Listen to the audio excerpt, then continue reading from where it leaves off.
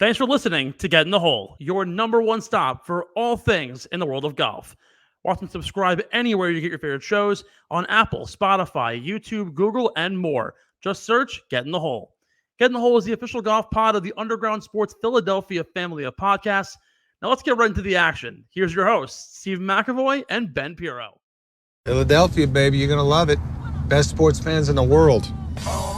Actually, the worst, but that's what makes them the best.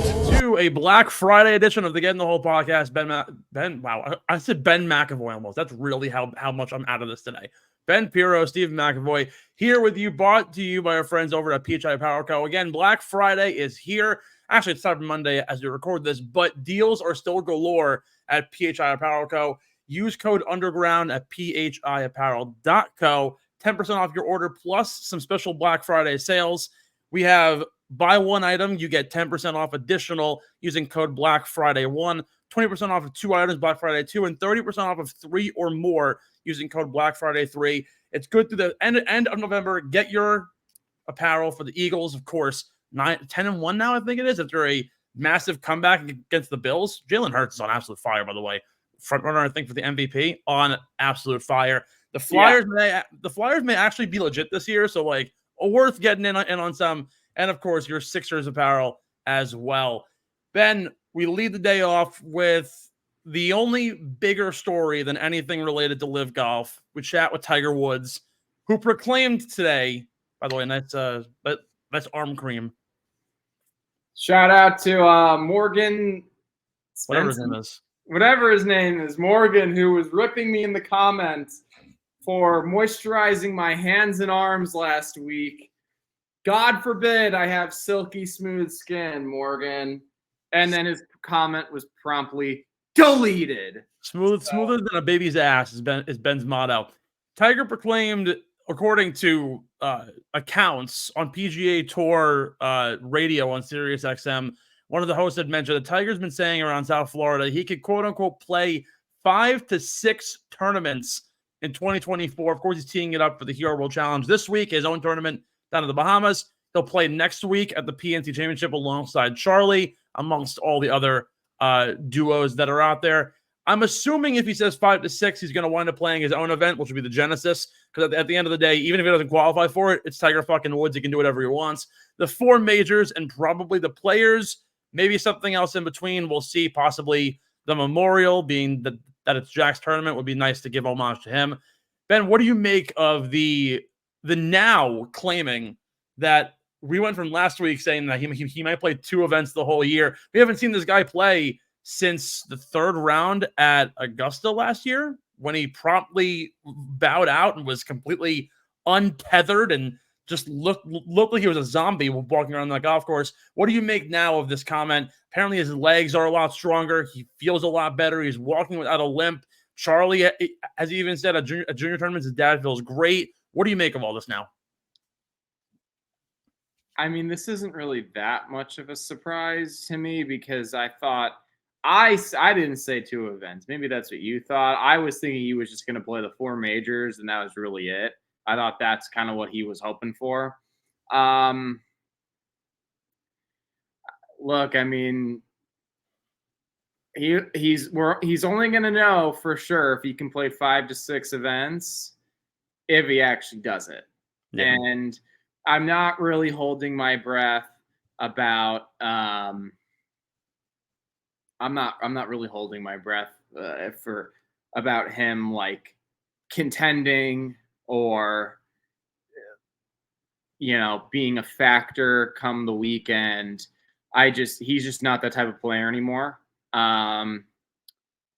It's kind of like whatever. I mean, I don't know. Like, I almost feel like in a way he's trying to stay relevant, if that makes sense. I mean, it's pretty hard to not be relevant when he took home $10 million in the PIP for basically playing 2 events and announcing he was going to make an appearance this week. Yeah, I mean, that's a fucking joke. They need to redo how they did that. I can think of one golfer in particular who should definitely be taking home money from, what is it called? The PIP, the Player Impact program. Yeah, Wesley Bryan should be in the top 20. I don't know if you've seen Brian Bros Golf, their YouTube channel. Fucking phenomenal product. I would love to get those two brothers. I've met George. I met George a long time ago. He definitely does not remember me, but I would love to get those guys on here. They're so entertaining. Great guys too. Regardless, it's whatever, like I have a lot of respect for Tiger. He's the greatest to ever do it.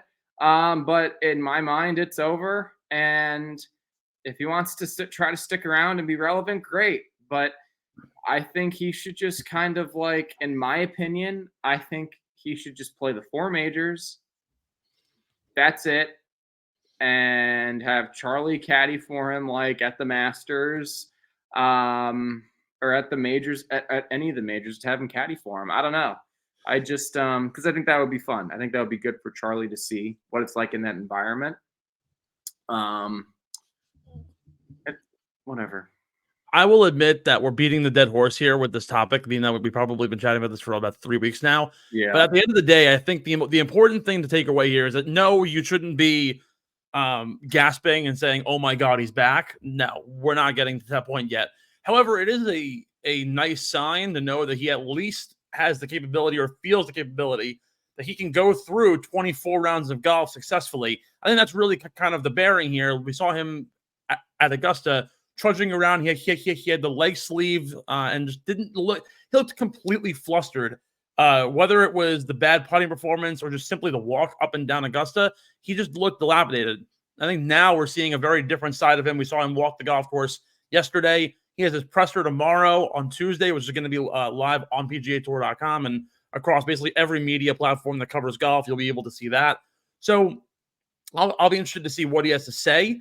But I think at the very least, if he can say he can do this with the way he plays golf and the way his mindset is and his mental is and the way he relates to a Kobe or to a Michael Jordan, where you give him that little switch, and once it turns on, he's going all in. I don't think Tiger Woods will play a golf course unless he thinks he can win the event. So if he's confident enough to play 5 or 6 events, even if they are the majors, if he's confident enough that he thinks he can win them, I'm all in on it. I think really that's all that matters at this point. And you know what? Even if he does only play the majors, you're still going to get Tiger Woods at a point in his life where he still believes that he could win every single tournament. He wouldn't be playing this event, or any event for that matter, if he didn't think he could win. And we're talking about even this week, as simple as the Hero World Challenge is playing against 4 of the top 15 golfers in the world and a field full of his friends who know for a fact that he's coming in hungry. He's ready to go. He's excited. He hasn't seemed this happy in a long time. So I'm all in on Tiger. I really hope the best for him. I think he hopefully wins that 83rd, and we'll see from there. Now, yes, real quick. Remember last week when I said that the media is responsible for this Tiger Woods hype and this that he'll win the Masters or win a major? Will Tiger win a major? On Twitter, while I was in South Florida, I saw someone tweet, and I don't know if this person was a journalist, but there was a lot of action around it, a lot of retweets, a lot of likes. Tiger Woods will win a major in 2024. And I was just this is the problem. Oh, yeah. I almost commented, "You are the problem."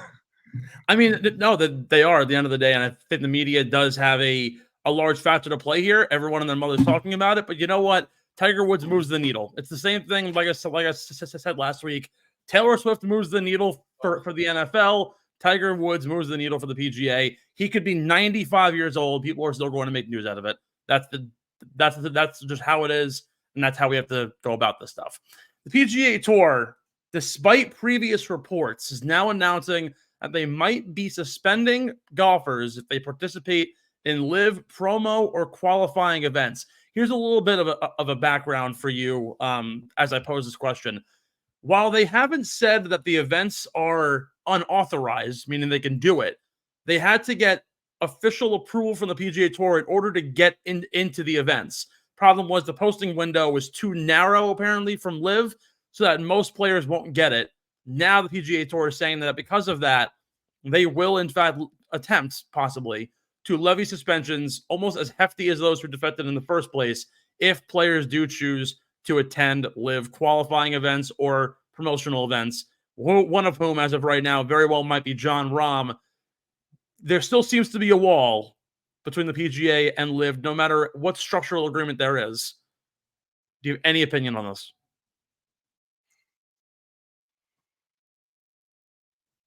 Of course, I know your answer, but what's that? I already know your answer, and I feel like every viewer knows your answer, but I want to just hear it from the horse's mouth once more.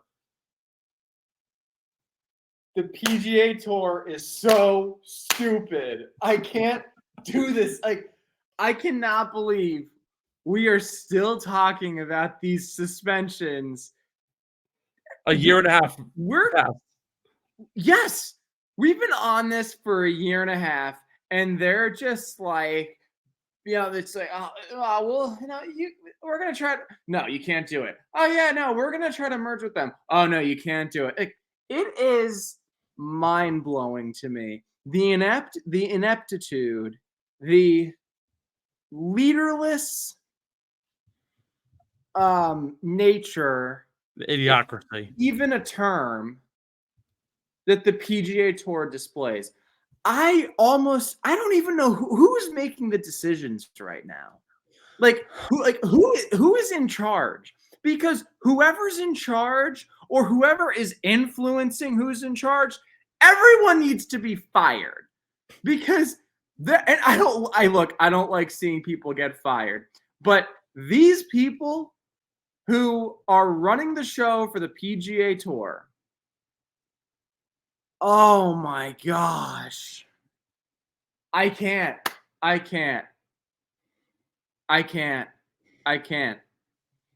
Jay Monahan, who's the president of the Players Association? Jordan Spieth now?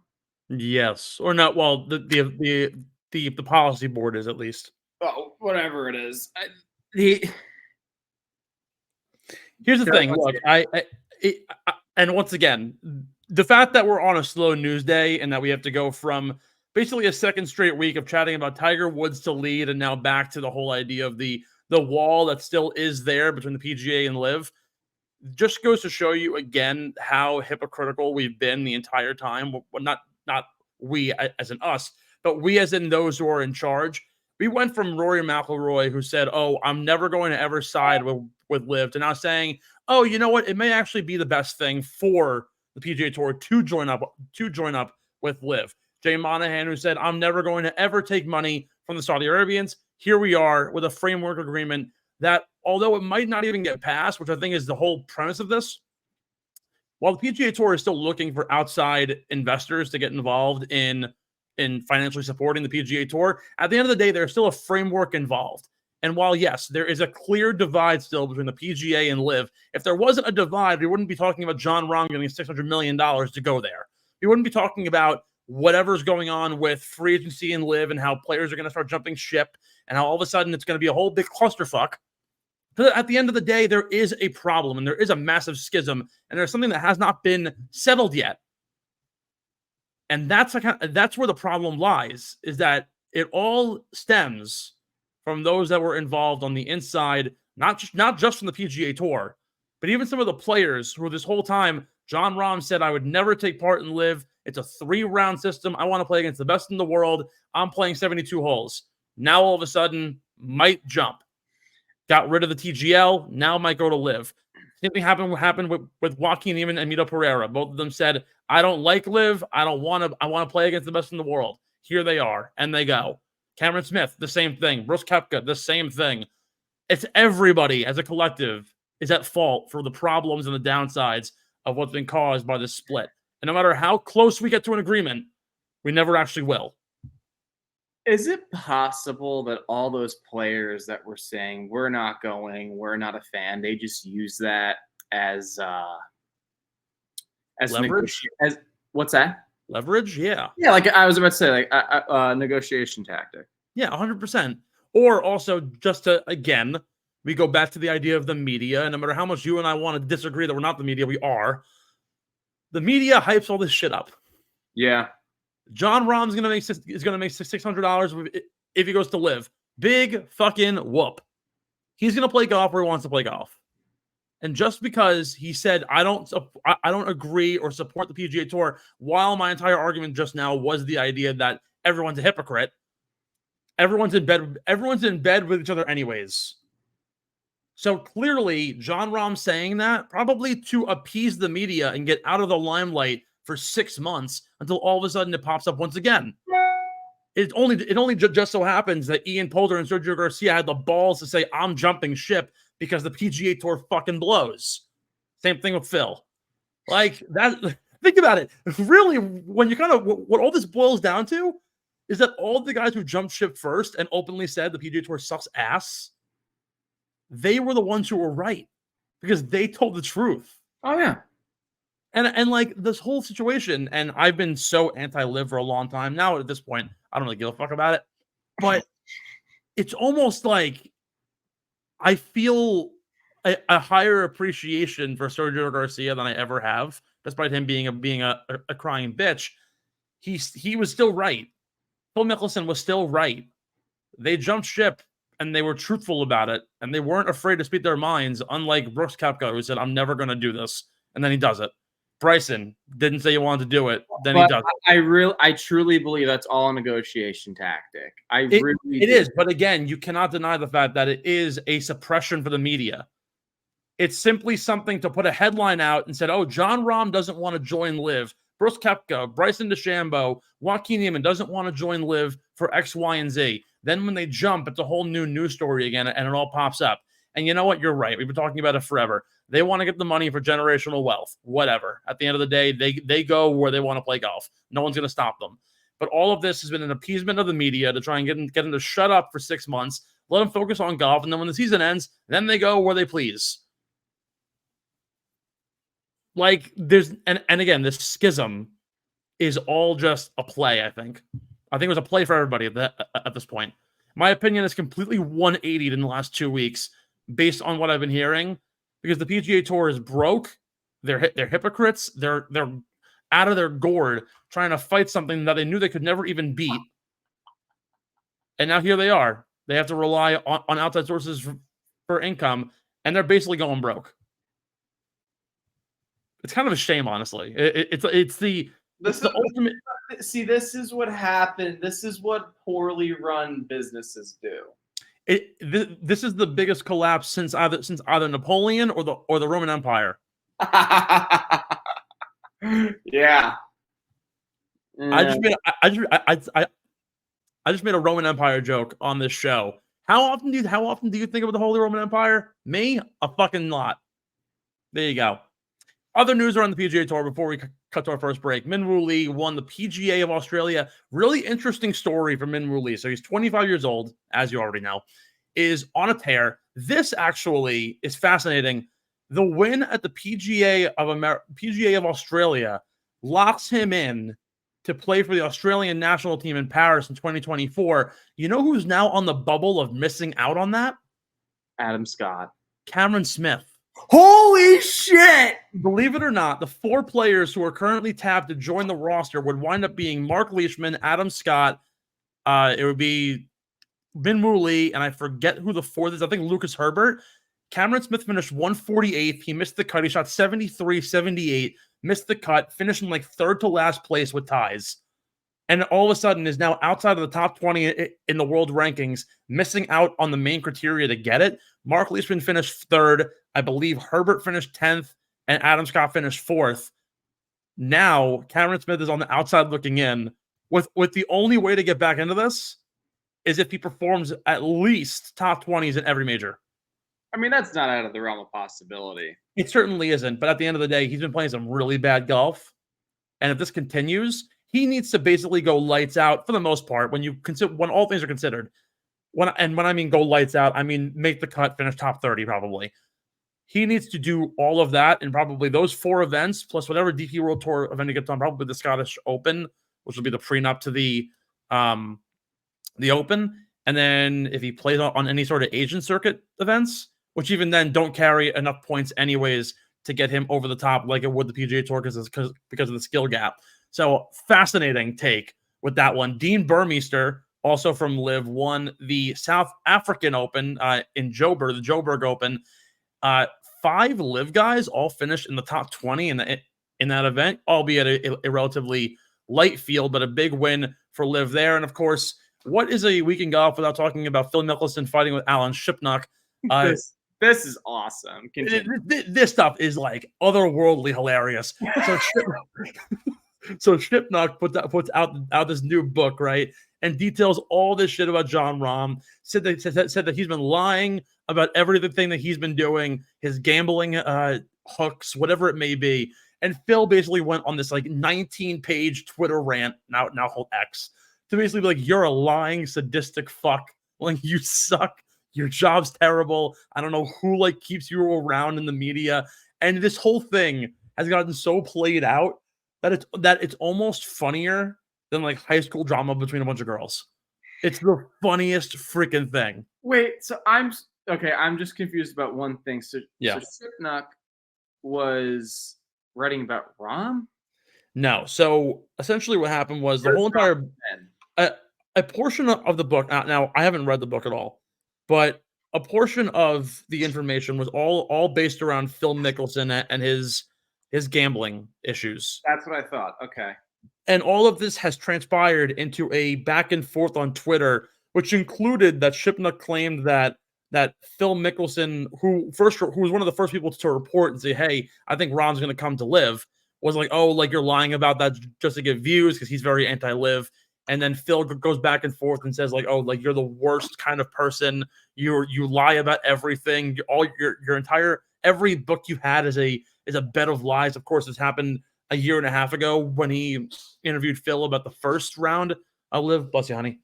The first round of LIV when he first jumped in. That whole ordeal. Again, like otherworldly funny to see the high school drama between Phil Mickelson and Alan Shipnuck come to life again. Is it possible that Phil just kind of enjoys being like just a dick? Because Phil loves to be in the light. People shit all over him for going to LIV. I mean, they really did. Would you agree? Are you listening? Yeah, of course. So they really just shit all over him for going to LIV. And now, I mean, Phil's just like, yeah, I'm a fucking genius. I went to LIV, and look at what the PGA Tour is doing. Exactly. What a joke. And this bumbling idiot named Alan Shipnuck, which is a really funny last name. Very bad name, honestly. It's not a good name. But, like, yeah, I'm going to make fun of him too because he's an idiot and I'm Phil Mickelson. And you know what? Like, I'm $250 million richer and I don't give a shit. Like, it is so funny. So one of the things that came through again with the Rahm thing, Shipnuck tweeted out, in recent days, Phil has been telling folks that Rahm signing with LIV is a done deal. They share the same agent. But we all know Mickelson is a relentless salesman and bullshit artist, so take that for what it's worth. And he comments, this isn't true and I don't know anything. I don't want to know anything and haven't said anything. Alan is the worst liar and a pathetic human. Like, oh, just absolutely hilarious. Can you imagine someone looking at you and saying you're a pathetic human? Yeah, like pretty damn bad. And then like on top of that, like you go through Phil Mickelson's like replies on Twitter, hilarious stuff. He replies to everyone. He is the most 50-year-old man with too much time on his hands I've ever seen. It's great. I absolutely love it. We're gonna take a short break.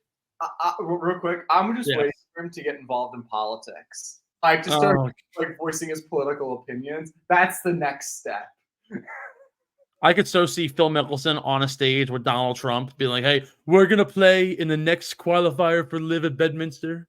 Oh my God. Me and Phil, same group, same tee time. I feel like they have to be pretty good friends. Oh, they absolutely. Phil Mickelson screams Republican. Let's be honest. We're going to take a short break. On the other side, the Hero World Challenge this week will give you a whole look into the field and every ounce of info that you need, including some very, very clever course knowledge from our very own.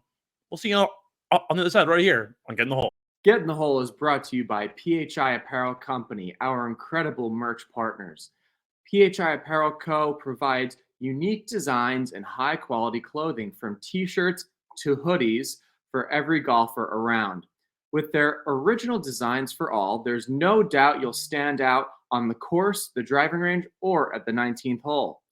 Go to phiapparel.co and use code UNDERGROUND at checkout for 10% off any order. That's code UNDERGROUND at phiapparel.co and grab exclusive Get in the Hole podcast merch and support your favorite golfers. We are back. It's Get in the Hole here with Ben and Steve. Ben, it's time to get in to a little chat on the Hero World Challenge. Tiger Woods' event. We're going down to Albany Golf Course in the Bahamas. I've never played there. I've only ever been to Atlantis, which is like the other island over. However, I hear it's gorgeous. Looking forward to it. But you, my friend, have played there in the past, as you had mentioned last week. Give us a bit of a look. I'll lead us off. Par 72 golf course here, 7,400 yards. Of course, we're in the Bahamas. We're by Bermuda. Bermuda grass everywhere. A 2010 design by Ernie Els. Actually, a very unique golf course that has 5 par 5s and 5 par 3s. So there's only 8 par 4s on the scorecard. So lots of scoring to be had this week. Tell me, going into a event like this, being that it is link style and it is pretty breezy with the wind at this time of the year, as someone who's played there, give us your experience. What's your opinion on it? How should guys fare this week? And also, what are the stats and the modes that we should be looking forward to that'll help us in our betting picks later on? Well, I don't mean to toot my own horn, but it was my last ever junior win, which just so happened to be an international tournament win. So pretty dope. I also broke par on that course in the first round. So I think I won by like 8. Anyway. Thanks, Ben. Appreciate the insight. That's really what the viewers want. Well, I said not to toot my own horn, but that just shows that I know what I'm talking about. You know, thank you, Ben. I've broken par on this course in a tournament style setting, and I won by, I believe, 8 shots. Regardless, look, it's a very unique golf course, actually. Yes, it is link style. You're right. It's very open. And obviously, yes, like the terrain, which makes it links because it's not a tree line. It's not your typical tree line course that you would see in the US or whatever. But the fairways are very big. So it really doesn't matter. The driving accuracy isn't going to be that important because guys are going to be hitting a lot of fairways regardless because of just how big the fairways are. The most important thing, though, really, it's going to come down to really to your approach, your approach game, and your putting. Bermuda greens. The greens themselves, a lot of them are divided into quadrants, different quadrants. There's a lot of slopes. Some of them are a little smaller. Some of them, I believe, there's actually like a conjoined green on one of the holes. On 2 holes, they share a green. Fun. This is going to come down to who's the best going to the green, just because of this, how the greens can slope, and because of really just like the quadrants themselves. You have to be a really good lag putter, but if you're really good, if you're on with your approach game, you can have a lot of like 10 to 15 to 20 foot looks on what feels like almost every single hole. Steve, you mentioned the 5 par 5s and the 5 par 3s. The par 3s themselves can be actually quite challenging, especially depending on the wind direction. I think probably the toughest one is 17. 17, the water just runs all the way down the left side, and then as does 18, which is a par 4. But the par 5s are all very gettable. I believe all of them are reachable into, especially with how long these guys hit it. The only area that I would say have some caution when going for these par 5s is hitting it in the waist areas, This is the event, Steve, I don't know if you remember this, where Patrick Reed was essentially caught cheating by I don't recall this. What's that? I don't recall. Oh my gosh, this is incredible. So basically he was in a waste bunker. Now in a waste bunker, for those of you at home, you can ground your club, take practice swings, whatever.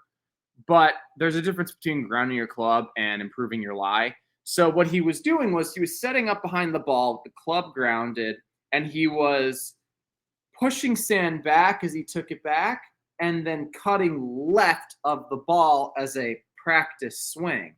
And he did this several times, but he was improving his lie because he was literally, you saw it on camera. Like, you didn't even have to slow it down. You saw what he was doing. He was pushing the sand away and then cutting left of the ball, making it seem like it was a practice swing. That being said, the reason why I bring that up, waste bunkers are not necessarily raked. The lies can be very difficult depending on where the ball comes to rest. And that's what a lot of the par fives are surrounded by. So that's really the only thing that would give guys potentially cause to pause, because there's nothing really stopping the ball from going into a waste bunker. Mm-hmm. The greens themselves have a lot of fairway runoff. There's not a lot of rough on the course. So it really just comes down to approach shot placement and putting. That's really what it comes down to. But yeah. Very good. Thank you. Who can win the best? Who can manage the win the best? Exactly. And at the end of the day, of course, the approach play is going to be the most important part here.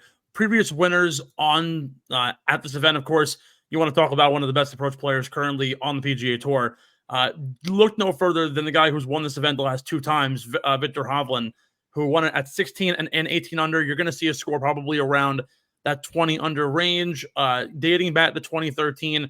2013 actually had the lowest winning score. That was Zach Johnson at 13 under. But we've also seen scores as high as Jordan Spieth in 2014 at 26 under. But since dating back to 2016, those not including the 2020 season where the season was cut off due to COVID, we've seen consistently scores at 18 under, 20 under, or 16 under, with only 16 and 20 happening once a piece. 18 under 4 out of 6 times.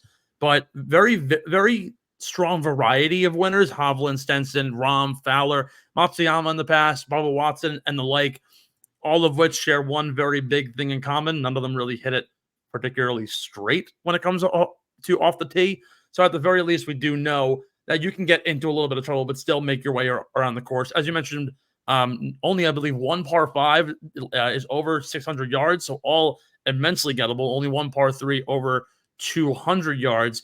Ironically, both of those fall on 8 and 9, a 216-yard par 3 downhill, and then a 603-yard par 5, 2 of the harder handicapped holes on the course. The big story, though, is, of course, Tiger Woods. And not only Tiger Woods, but there's another guy who not a lot of people are talking about because they're like, oh, where did he come from? Someone's playing golf this week, Ben, who hasn't played in a while. We're welcoming back Will Zalatoris. Oh, okay. How do you think Tiger, coming off of course, his multiple injuries, now getting back into this, hopefully to play 4 holes, and Willie Z coming off of his back injury, claimed he was going to be back in October, is now back in late November. Clearly, he seems to be over-prepared and ready. He's been resting for a month. He's been for an extra month and has been training. How do you believe both will fare this week coming off of their respective injuries? If I had to pick who would play better, I would probably pick Zalatoris. Look, I know you're not necessarily the biggest Zalatoris fan because of his putting issues, but maybe, just maybe, he can shock us because he's had all this time off to putt. I don't know. Maybe he hired a putting coach. In all honesty, look, the ceiling is obviously higher for Zalatoris, and at this point, moving forward, it always will be when comparing it to Tiger Woods. Not discounting what Tiger has accomplished. I'm just, of course, in the state of what both of them have gone through, and Tiger's out of his prime, and Zalatoris, despite all the injuries, is still definitely in his prime and is still incredibly talented. I do think Zalatoris will play well, and to be honest, I think that this is probably the perfect tune-up event for him because it genuinely doesn't matter. Exactly. Like in the grand scheme of things, this is really just like a glorified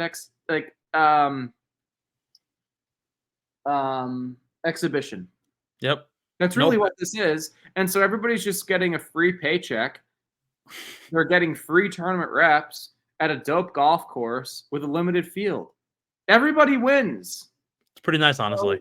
It's that's like the life, everybody wins, but no FedEx Cup points, no official wins. Or even if Tiger happens to win the event, he will not break Sam Snead's tie. Sorry for all of you who think that'll happen. Go find your diamond in the rough somewhere else because it ain't happening in the Bahamas. But you know what? At the end of the day, I think both this is a great tune-up for both of them. Zalatoris particularly, who went from world number 7 and has now fallen all the way back to like the hundreds now because he hasn't played in 5 months, 6 months, probably more than that. So to be able to see Zalatoris back on course is going to be huge. Yes, he's actually ranked 24th in the world. Really? I'm looking at their tournament field right now. Like Scotty Scheffler was ranked number 1 in the world, right? He should be, or number 2 in the world. Scheffler's 1. Maybe I was looking at his FedEx Cup point standings because obviously he didn't play at all, so he fell way back. I see him. This was as of 8/27.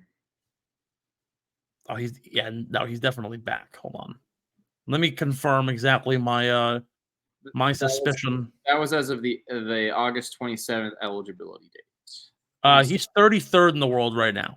Okay, he's not outside the top 100. Give him some respect, okay? No, I thought he was for some reason. Ironically, he's actually 1 ranking behind Ludwig Oberg. But let's see where he was. Okay, this makes sense.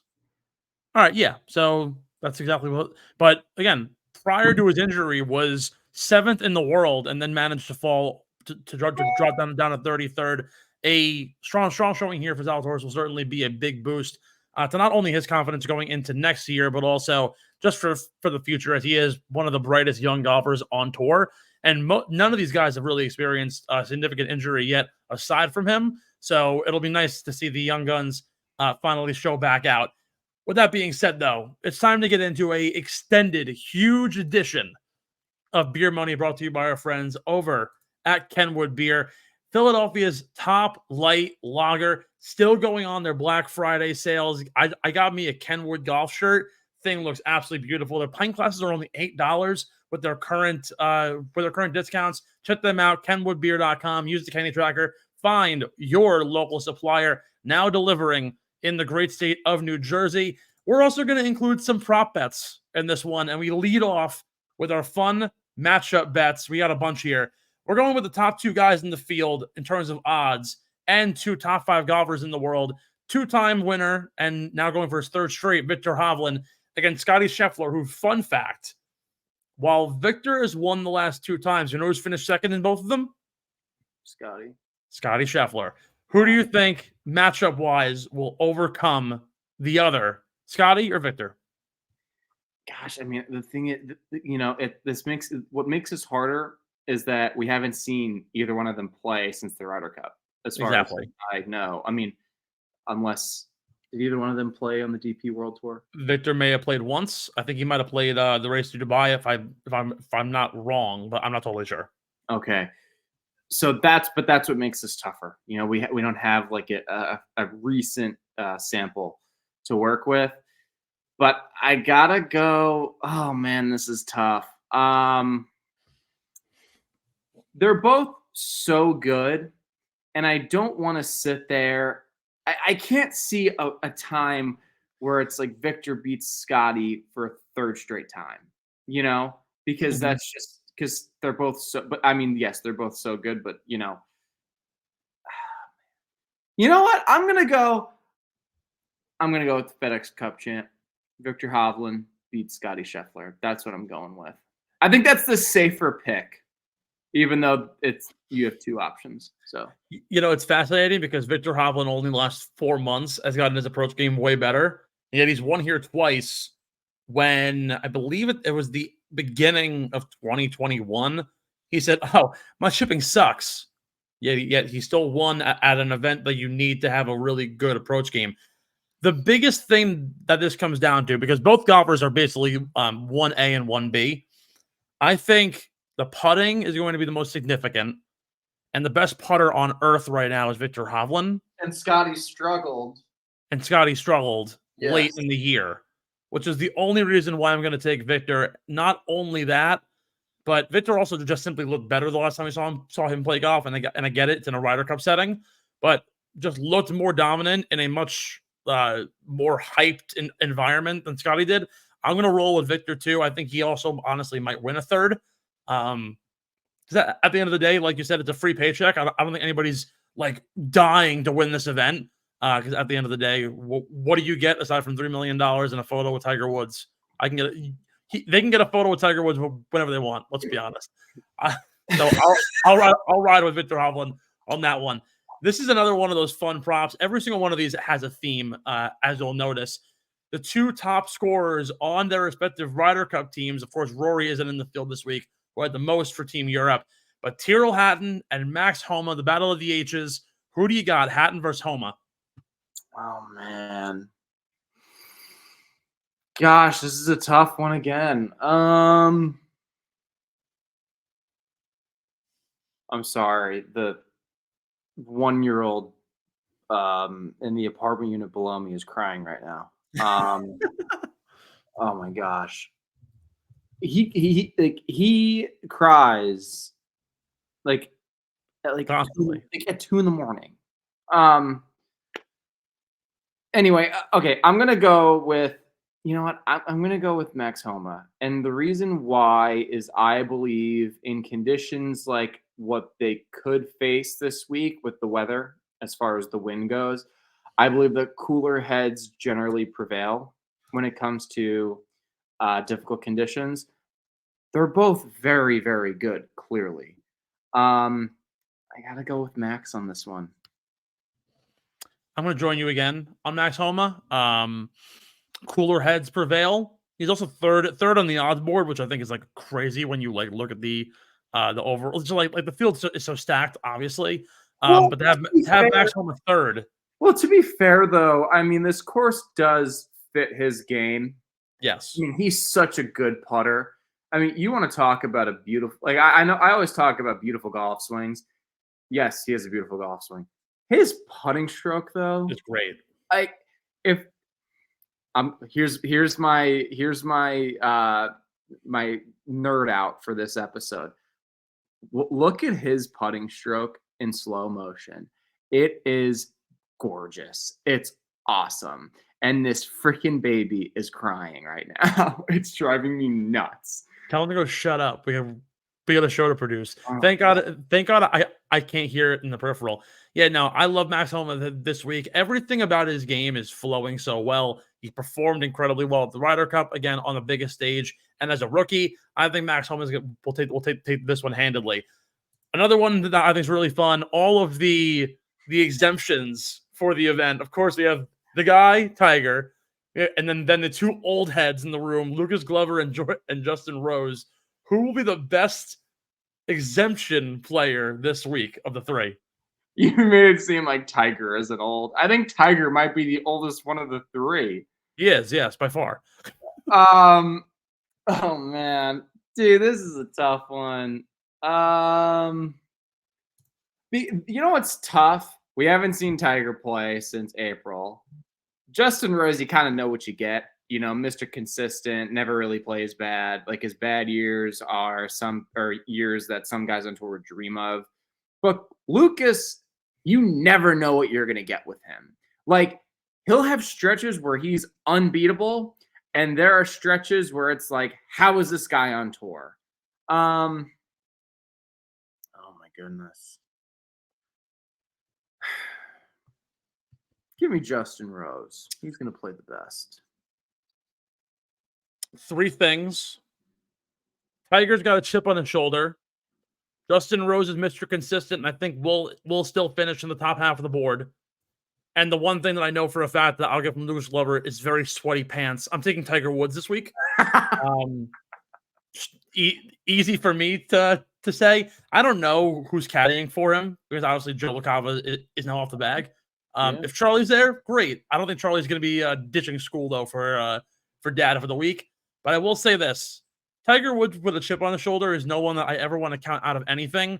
And I remember in 2021 when he played the Masters, I took a DraftKings odds boost at like plus 300 for him to make the cut, and I said I'm going to slam this home, and it hit. I'm actually very confident that Tiger Woods will prevail and be a top player in this field. I just think Lucas Glover's he had his stretch for 2 weeks where he was a top 5 player in the world, largely because his putter was really good for 2 weekends. I think Justin Rose is really good. We'll finish top 10, but I think Tiger's really got something to prove. I think it's Tiger's week. That's the go-to. The comeback kids, Justin Thomas and Will Zalatoris, the guy who hasn't been able to play good golf and the guy who hasn't been able to play golf. Who do you think will have the better week for the 2 comeback kids? I got to be honest with you. Like, I remember, this is a little bit off topic. When I saw this prop bet, I sat there and I said to myself, I might have kind of goofed a little bit because I was saying Justin Thomas is going to be the comeback player of the year, just like how I predicted Ricky Fowler was going to be this year's comeback player of the year. I forgot about Will Zalatoris. Not really a great look on my part, but I'm going to go with Will Zalatoris to play better this week. And the reason being is that Justin Thomas is going through swing adjustments, whereas Zalatoris just has some rust. But like I said before, this is an event basically where everybody wins. As long as you just finish the event, you're going to get paid. I truly believe that could be the downfall for Justin Thomas this week because the event doesn't necessarily matter. So he might be more inclined to tinker a little bit with his mechanics during the event. Whereas someone like Zalatoris, he's got his mechanics down. We know he's one of the best ball strikers on the PGA Tour. That just doesn't leave you. So I'm going to go with Will Zalatoris. I don't know. Might be a little crazy because the guy hasn't played, but yeah, that's just what I think. I 100% agree with you. And there's one reason why. You look at the world rankings, and I'm not even going to consider the OWGR because I think it's a load of crap. But first of all, to address them, Justin Thomas is the 27th ranked golfer in the world and has been playing every single week for the last 6 months. Will Zalatoris is the 33rd ranked golfer in the world and hasn't played in 6 months. There's some correlations here to why we think that Will Zalatoris is a good golfer. Yeah. Will Zalatoris, according to Data Golf, is a better golfer having not played 6 months than Justin Thomas is playing 6 months. I think Will Zalatoris is a better golfer than JT. JT has his ruts, and when his ruts become like droughts, it can basically kill a colony with how bad it is. I'm never on this Justin Thomas train anymore because of how bad he can get. And while, look, he'll probably prove me wrong and go on a 6-week stretch around the players where he's going to wind up winning 3 events, probably win a major possibly because that's just what he does. And it's always the freaking PGA. It's always the fucking PGA he wins. I still think Will Zalatoris is going to have a much better year, be the comeback player of the year. And I think he's going to get 2 wins this year. Well, you know what? I'm still sticking with Justin Thomas as my comeback player of the year, even though I completely forgot Will Zalatoris existed. Let's make a bet right now. All right. Right now. All right. JT or Willie Z? Who does what if who wins? Well, are we talking about comeback player of the year? Yeah. Or honestly, you know what? When all's said and done, who just has the better year? Okay. Okay. What quantifies the better year, though? Well, take into account made and missed cuts, top 25s, top 10s, wins, runner-ups. And then I guess at that point, if it's so close, strokes gain stats. Okay, how about this? Why don't we do this? All around play. Why don't you and I will sit down and we'll put together off air because this will take forever. Yeah. But we'll sit down and we'll put together Like point values for everything? Well, categories, right? And so, like, let's say we'll have like top 10s, and let's say like Will Zalazar said more top 10, so he gets a check. That's a point for you, not a point for me. And like we'll pick like an odd number. That way, there's no way we can tie, and that way, like whoever has more had quote unquote in our eyes the better year. I think that's probably the fairest way to go. Fine, we'll do that. Okay, so we'll do that. But a punishment? That's tough. That's tough, man. What's your favorite food? Like kind of embarrassing, because like, should it be like kind of embarrassing? I don't know. I mean, like when you say embarrassing, I mean like we can go as bad as like my brother locked his friend in a cage and everyone bought 3 things to pour on him for fantasy punishment. I was not thinking that at all. That's degrading, but I wasn't thinking that at all. I was thinking maybe more like one of us has to play like golf shirtless or something, even though like that would definitely get us kicked off a golf course. Play around a golf in girls' clothing. To see you golf in a maxi skirt would be hilarious. Let's do it. All right. So you know what? You'll play golf in a maxi skirt. Well, no. The loser plays golf in a skirt. All right, deal. Here. Yeah, not me, because I'm gonna win. So all right. Well, we'll see about that. All right. Wait, is it just the skirt, or does it have to be like a whole outfit? I think it should just be a whole outfit. Sure, a whole outfit. Yes, let's go. Full fit. God, I can't wait to see this. This better work out. Final prop, the besties. Who's playing better, JT, Jordo, or Ricky Fowler? Fowler. I don't know who to pick, honestly. Like this is the one where I was like, all right, I have no idea like who's actually the better player here. I mean, Ricky has the momentum. Ricky is. My reasoning is that Justin's working through swing adjustments. Spieth, he's a little bit like Glover, just better. You never really know what you're going to get. You could get a really ugly week or you get a really good week. Fowler, I feel like he's found this consistency level since he changed swing coaches. That's just my thought process. And Ricky's been really good with the putter. I'm going to just to play devil's advocate here because this isn't counting towards anything. I'm going to take Jordan Spieth solely for the putter. Ironically, believe it or not, Jordan Spieth is actually worse on the odds board than all 3 of them. JT actually leads the odds at 16-1. Ricky's 18 and Jordan's 20. But I'll take Jordan for the sole purpose that his putter is so good and there's no one better at putting than he is. So I really do like that one. 2 more prop bets. We have the top European and the top American. We'll start with the European. Who do you have finishing on top? And for the sake of the argument, we'll also include like Jason Day in this because he's the only Australian in the field. So non-American. Non-American. Okay, I was gonna say because I was like, well,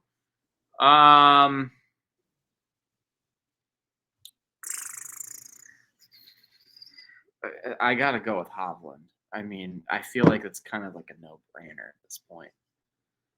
Yeah, I should have made this top European without Victor Hovland. That probably I wanted to be like, oh, I'm gonna pick, Sepp Straka, like because I just don't think he does not get enough love. He's so good, he just doesn't. He is very good. But like, I mean, I just think. I mean, look, I think Victor Hovland is like hands down easily has a chance to win this.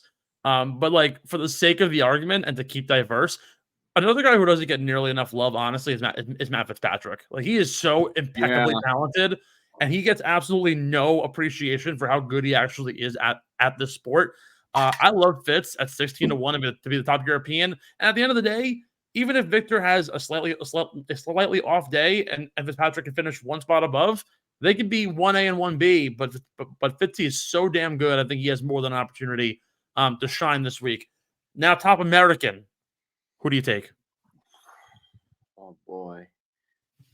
You know, the funny thing is, like, these two guys that we're picking are basically one of them's going to end up winning.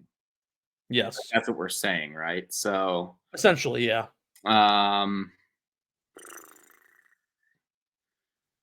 Gosh, this is tough. That baby's crying again. The fucking baby. Can you please? So, I'm sorry, I just lost my train of thought. Can you please go? I will go. So obviously, like Scheffler is a really safe play, but again, he hasn't been doing the best. Homa, I mean, Morikawa's there.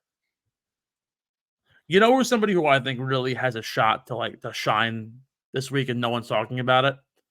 I'm really bullish on Wyndham Clark this week, and while he isn't the sexiest pick amongst the guys in the room, it's the first time he's played here.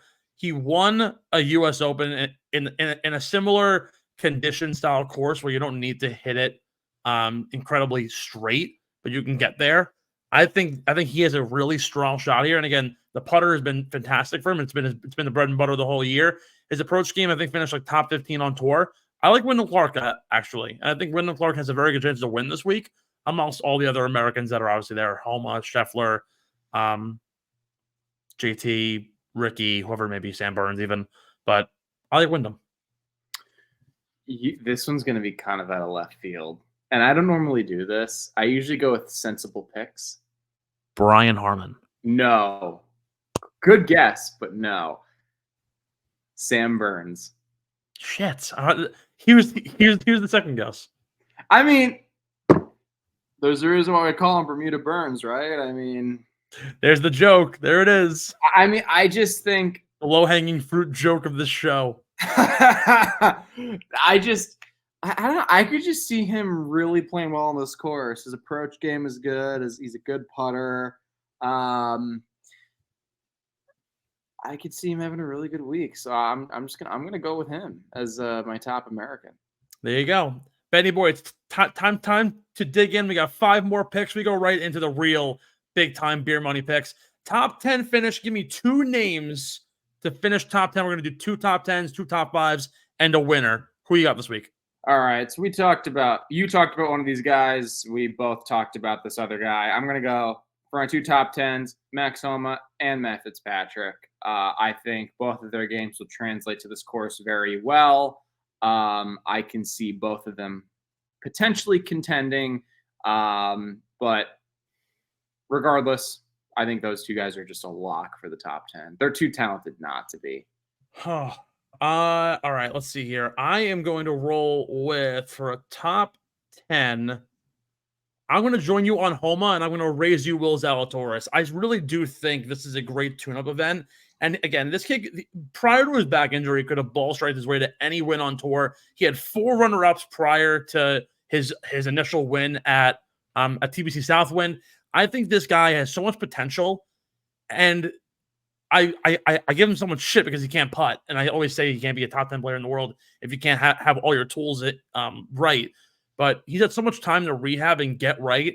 And he's made multiple comments on multiple podcasts and multiple interviews that, like, he gets it. His stroke isn't that great, but he's been working on it. And I think if he could turn it around and figure it out, those outdoors can easily become a top 10 golfer in the world again if the putter is better than 123rd in the world. I love Will Zalatoris, and I'll join you on the Max Homa line for a top 10. Your top 5s this week. My top 5s for this week. I'm going to go with Ricky Fowler and Will Zalatoris. I fucking dig it. Wow, we're talk about getting bullish. My top 5s this week, I'm going to keep it really simple, and I'm just going to ride the wave on them because I know for a fact that they'll probably finish there. I'll take Hovland and Scheffler, which is kind of crazy because that means that I'm not picking them to win. So take that one as you will. Your winning pick this week at the Hero World Challenge. Sam Bermuda Burns. That's big. I don't like doing this, but I have a feeling. that he's going to play amazing this week. By the way, Did you say the winner gets $3 million for this event? Or the pot might be $3.5 million. I could be wrong. I don't know. I was gonna say that's a lot of money. Yeah. Dan Burns. Let me get absolutely crazy. Well, really not all that crazy. Well, remember, it has to be either your top European or your top American. It has to be one of the two, right? No, it's not actually. Doesn't it have to be, though? Not particularly, because I'm just doing the prop bets to be a little more diverse. Oh. Okay. See. This is where I get you. Diverse portfolios in betting get you further in life. There's one guy we have not talked about this entire show. There's literally, we talked about, I think, like at least 10 or 12 people in the field. And if you look at the guys that we haven't talked about yet, and I'll just run through the ones that I'm not mentioning to win. Sepp Straka, Brian Harmon, Jason Day, Keegan Bradley, Cameron Young, Colin Morikawa. I don't think any of them are going to win. There's one name, though, that stands out who hits the ball a country fucking mile. His approach game is on fire. And his putter, believe it or not, has been top 3 on tour in his last 7 rounds of golf.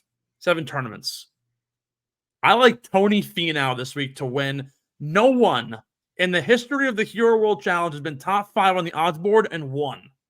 Believe it or not. Wow. Tony Finau is at 18-1. He's 8th, I believe, on the odds board. 1, 2, 3, 4, 5, 6, 7th. I think Tony Finau is going to win this event and once again be the best player they could possibly be and a machine going into January. I love him this week. That's a good pick. It's a damn good pick. That's a ballsy pick. Ballsy, but you know what? When I'm rolling in dough, I'll make it count. Almost as ballsy as when I took the Packers this past Thanksgiving, because I saw a stat that the Lions were 0-12 in a waxing gibbous moon on Thanksgiving. The funny, like I use astrology to make bets, and everyone in my house shat on me when I won. You were busy making money on Thanksgiving, and I was busy fighting with Cowboys fans on Twitter on Thanksgiving. You can't I got not like probably like 2 or 3 people, but like they were just like your typical like Cowboys fans. And then I said, someone said something, and I was just like, well, it's also a fact that you guys are going to lose in the wild card round or something like that. Death, taxes, the Cowboys losing in the first round. I actually saw a so KB knows this well. I love Nick Costos. He has his own podcast, All in Betting, and he has a sports minute that he does on WFAN because they're sponsored by Odyssey, both the companies. And he was like, "Oh, hey, I love Dak Prescott for MVP. If you want to look down the odds board." Dak Prescott's actually been quietly like one of the best quarterbacks in football this year. He's having one of his best years in a really long time. He is, which is crazy. But when I heard it, I almost spit my water out. I was like, Dak Prescott for MVP over Lamar and Jalen Hurts in particular. And they're you dig into the numbers, he is pretty damn good. And they're obviously not going to win the division, but most certainly have a shot to go semi-deep with how him and CeeDee Lamb played. Also, I'm very bullish on Jake Ferguson, so personally, I love big white tight ends. So, yeah. I don't know. I found that funny, and this is kind of how we are digressing into our conversation. Oh, gosh. Okay. Well, is KB joining us?